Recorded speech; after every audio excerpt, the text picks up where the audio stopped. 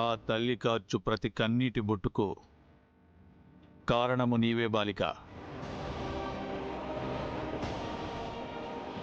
ఆ బాలిక బాధను తీర్చబోయి ఈ తల్లికి తీరని బాధను మిగిల్చితివి. తీర్చగలను గుప్తా గారు. ఆ తల్లి బాధని నేను తీర్చగలను. బాలిక ఈ బాలిక మరల ఏ సమస్యను తెచ్చిపెట్టునో ఏమో.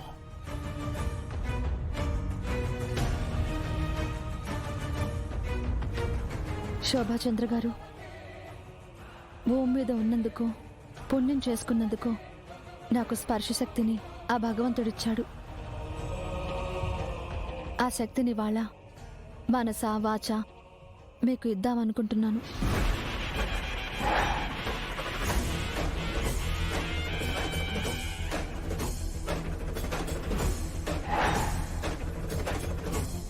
బాలిక, నీవు ఏమి మాట్లాడుచుంటివో నీకు అర్థమగుచున్నదా? తెలిసే మాట్లాడుతున్నాను గుప్తా గారు. అటుల చేసిన ఎడల నీవు నీ శక్తిని కోల్పోయేదో బాలిక. పర్వాలేదు గుప్తా గారు.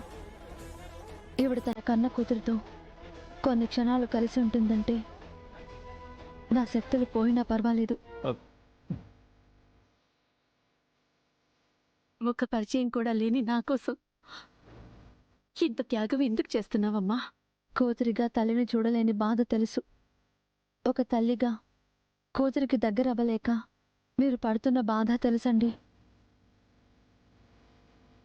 అయినా అవసరం ఉన్న వాళ్ళకి సాయం చేయడానికి ఒక పరిచయం కావాలా? ఇలానే మిస్సమ్మ కూడా అనుకొనుంటే నా పిల్లల్ని కాపాడేది కాదు, అండగా నిలబడేది కాదు.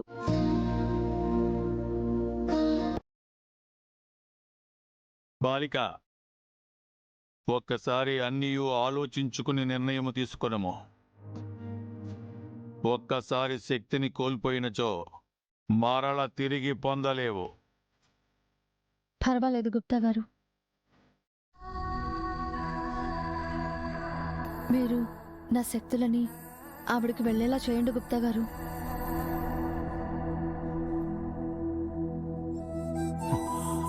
నీ త్యాగమును ఏ పేరున పిలవలనో కూడా తెలియడం లేదు బాలిక.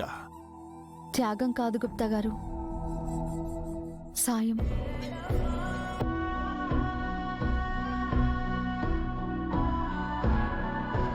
హాటులనే బాలిక. బాలిక, నీవే తన తల్లివని గాని తను నీ కుమార్తె అని గాని ఆ బాలికకు నీవు చెప్పరాదు. నీ ముఖముపై నీ కొంగును వేసుకుని నీవు నీ కూతురి వద్దకు వెళ్ళవలెను. సరే.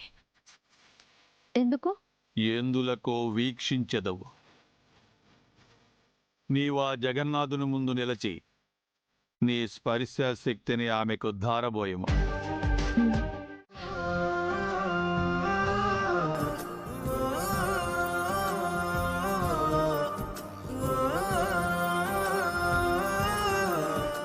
ముందా కన్నీళ్లు తుడుచుకో.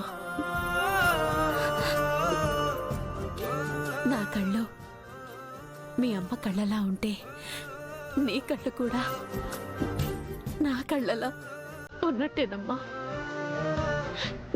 నా కళ్ళలా ఉన్నట్టే.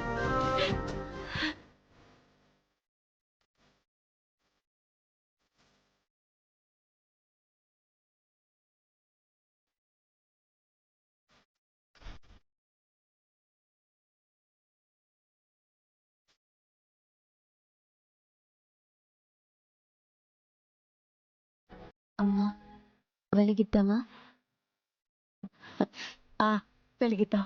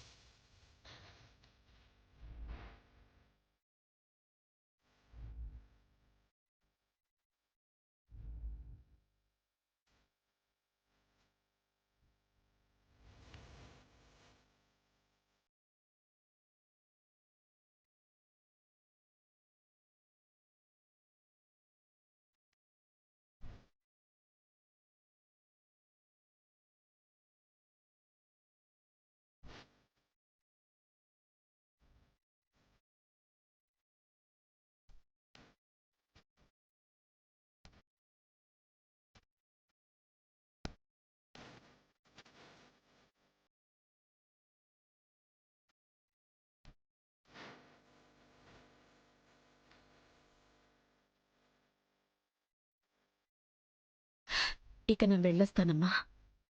హ్మ్.